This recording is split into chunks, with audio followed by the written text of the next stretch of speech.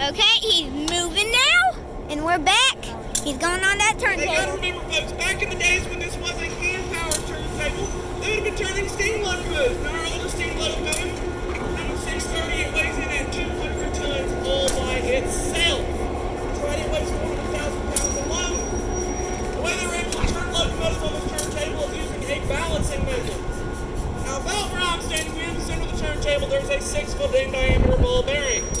Your engineer Brian is going to balance the 710 over that little 6-foot ball bearing. There will be a little shift in the turntable in just a moment. When that shift happens, we're balanced and we begin to turn. And before I talk about your locomotive today, I need to point out your engineer Brian. Everybody say hi, Brian. Hi, Brian. Brian is your engineer today. He is responsible for running the locomotive. Turning. We could not move it in without him. Also, I haven't really got to introduce him, but over there in the operator shed is going to be your conductor, Andrew. Make sure you give Andrew a wave as well as he comes around. And your locomotive today is Nashville, Chattanooga, and St. Louis Railway number 710. The 710 here was built in 1950 by the Electromotive Division of General Motors.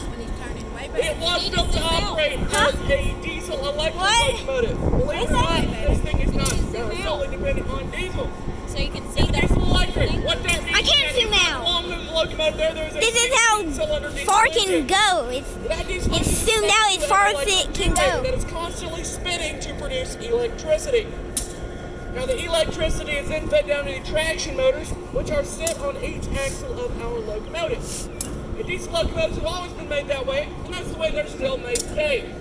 The only difference between modern locomotives and locomotives like the 710 here are the modern locomotives have computer systems. They're a little bit more fuel efficient, and they make a lot more horsepower.